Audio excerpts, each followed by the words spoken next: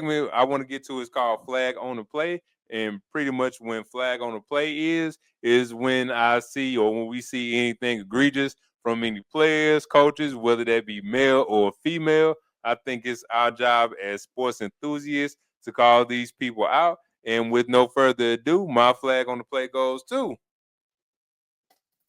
You can't press it. Oh, you had your hand over here. You wasn't pressing it.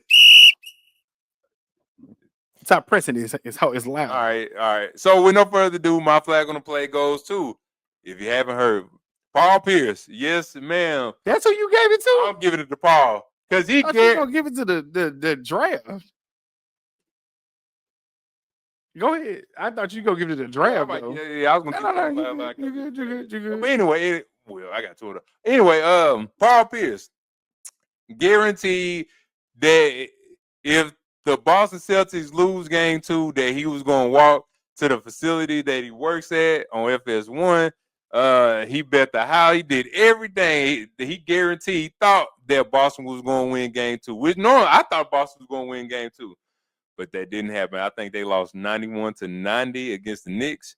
And Paul Pierce, a man of his word, had to walk 15 miles to get to the studio at FS1. What's the flag for? Because he guaranteed that they was going to win, and they didn't. I was just asking. Flag on the play goes Paul Pierce. Sorry, Paul. Do we got footage of that? Yeah. Like him walking? Yeah. Oh, he recorded himself. Okay. Keyshawn Johnson, Kevin Garnett. Yeah, he did the walk of shame. I don't know about shame. I appreciate him for holding up to his word. Yeah, he held that up, man. He walked. My flag on the play goes to Draymond Green. All right, my flag on the play goes to Draymond Green for saying that the league is portraying him as an angry black man. I just had to wait. Like, the league is portraying him as an angry black man. Draymond Green, the flag on the play goes to you because you are Game of Thrones reference. Here we go. You are kicker of nuts. You are puncher of face. You are choker of all. You are trips of all. You are slaps people in their face. You are punches young dudes in their face. You are everything that they would stereotype us as, and you want to say that they treat you bad in the league? You deserve this reputation.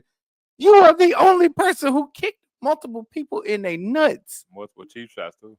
Multiple cheap shots. You just did one in the last series to Fred VanVleet. You flailed your arms and slapped and punched this man simultaneously. Draymond Green, nobody is mischaracterizing you. That is you, brother. You argue with the refs on every call. You argue more than Luka and the Joker. Argue. And you are not the player. Neither one of them are. And they shouldn't be arguing that much either. Draymond Green, nobody created this stereotype but you.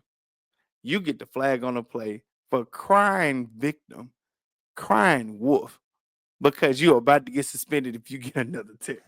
How dare you? That is a mischaracterization of everybody who is being misportrayed as a black man or a black person. You dummy.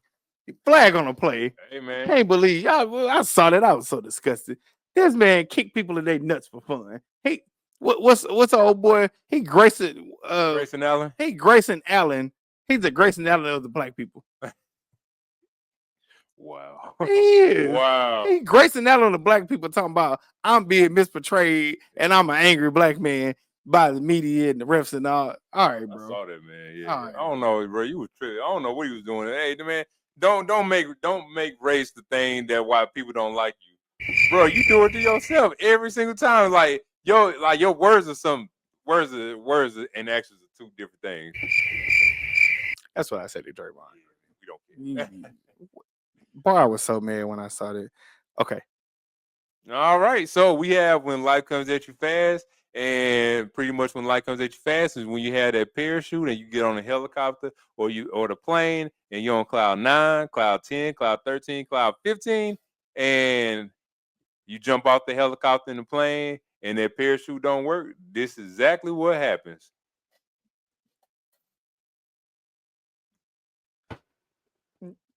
You stopped it. Oh.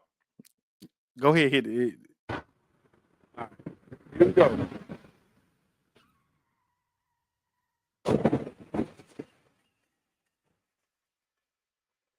All right, so when life comes at you fast, goes to the NBA draft, man. We watched the NBA draft lottery yesterday, and the last team that I thought would win the draft to get the number one draft pick, I didn't think it was going to be. I didn't think it was possible. I didn't think it was going to happen.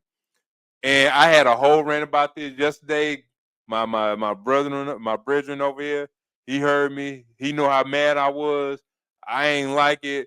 And Dallas Mavericks got the number one draft pick after making the NBA Finals last year and also almost going to the playoffs.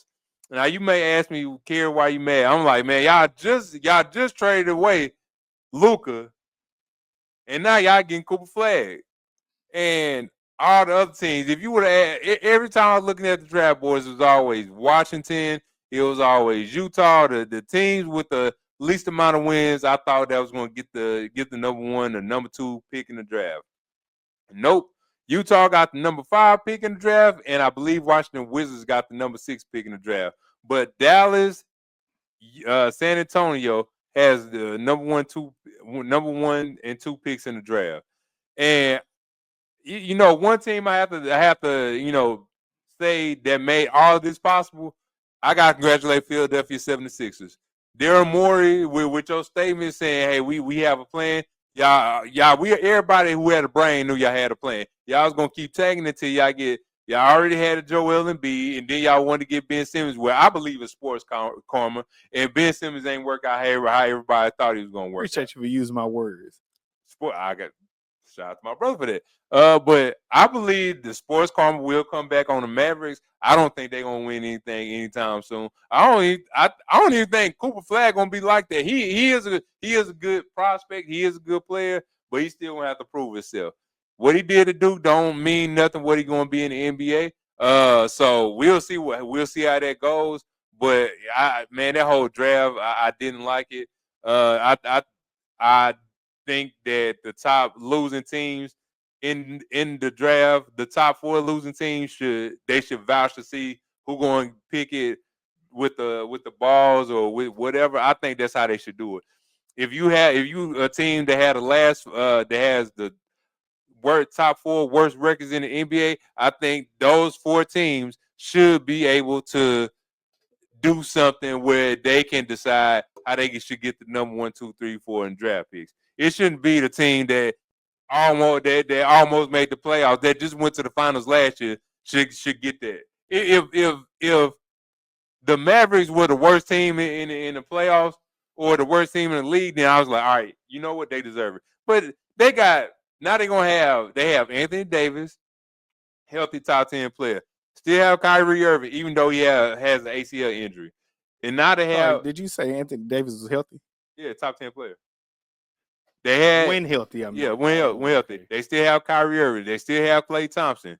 And now y'all about to pair Cooper Flagg with all 3 of those Hall of Fame players. And I got to give Rachel Nichols for saying that, which we already knew that as well. But they have 3 Hall of Fame players. Not only do they have 3 Hall of Fame players, they still have Daniel Gafford. They still have the lively kid coming, and he's coming off the bench. So, and then you have all these other integral pieces. So, which again, like I said, when healthy, they are good. They are a good team. When Luke was there, they was a good team. They made the finals last year. But now I think they're gonna be a good team, but a better defensive team than they was this past season, and that's scary. So it is what it is on that note. But yeah, when life comes at you fast, goes to the NBA draft. Like I absolutely hated watching it. Yeah, that's the only draft that doesn't make sense with all the sports. Usually, if you're the worst team, you get the best odds of getting the draft picks, and you fall to the top. Theirs goes down to chance, and the Dallas Mavericks had a 1% chance of getting the number 1 overall pick. Having said all of that, I don't think you need to worry about whether they're going to be good or not next year in order to make some noise and get to the finals. It ain't happening. I understand that they're going to get Cooper Flagg. I'm not saying that he's not a generational talent. I will say this. We saw some of the chinks in the armor at Duke, and he ain't like he's not a Wemby. Wemby, it's really timing when he gonna win the championship. It's literally timing. He will win one championship before he turns 25. Literally. No ifs, ands, or buts about it. Giannis did it. I forgot what age, 26, maybe 27. But that's what a Victor Wembanyama is. With a Cooper Flagg, not saying that he's not going to be good, not saying that he can't sit up there and change the Dallas fortunes. Dallas has more things to worry about than whether Cooper Flagg is going to bring them a title. They always have other things that happen that keeps them from getting it. And because I believe in sports karma, yes, that's a made-up word by me, but because I believe in sports karma, just because you got Cooper Flagg and your fortunes were rough there for a while because you let go of Luka, it's the manner in which you let go of Luka. And all I'm saying is, I'm not sure how it's going to look, but we can't forget, no matter what people say, remember this. The Western Conference is the toughest conference in the NBA. Stop listening to people when they say it's the East, because it's not. The West is by far way better. If Steph didn't get hurt, then it would be 2-2. It would be 2-2, yeah. And OKC in Denver, you can see that's 2-2 right now. When the West is at its best, it is by far the better conference. All I'm saying is this. Yes, Dallas might get better. Cooper Flagg ain't going to sit up there and change their fortunes where they just shoot up to the top. There's other teams that got something to say about that. Houston will be looking just like OKC did this year because they got their lumps now. They're not going to get them again. They got their one lump. They're going to be better next year. And they got a draft pick in the top 10. You also have San Antonio. If New Orleans ever get their act right, which I'll tell you why another time why they should get their act right, it's just one trade. One trade to do it. They should have did it before they let go of somebody else.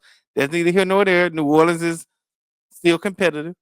Golden State, as long as Steph Curry is there, their window is open, even if he is old. You got the Lakers with LeBron and Luka, right? You got the Clippers. If they stay healthy, they are a valuable threat.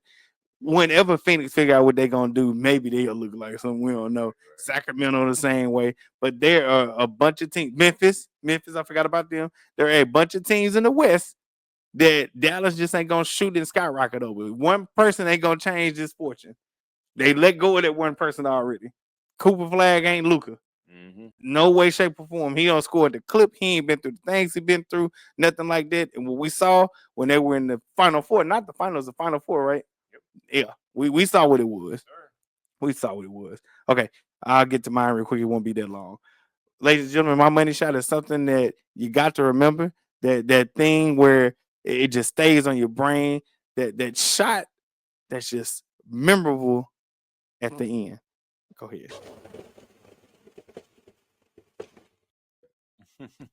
All right. So I missed the ting at the end. I do. I missed the ting. It ain't there. Yeah, I gotta find it. My money shot goes to the first player in NFL history, the first rookie to get a fully guaranteed contract from the second round. Second rounders, the reason why this is so significant, second rounders do not generally get fully guaranteed. Actually, they've never gotten a fully guaranteed contract. But shout out to the first one who's under a black head coach, DeMeco Ryans. Jadeyn Higgins, the Texans rookie wide receiver, got a guaranteed 4-year, $11,700,824 contract. Shout out to you. Shout out to you, Jadeyn Higgins, for getting that fully guaranteed. I got to read a little bit more on the story to make sure everything looks like I think it did.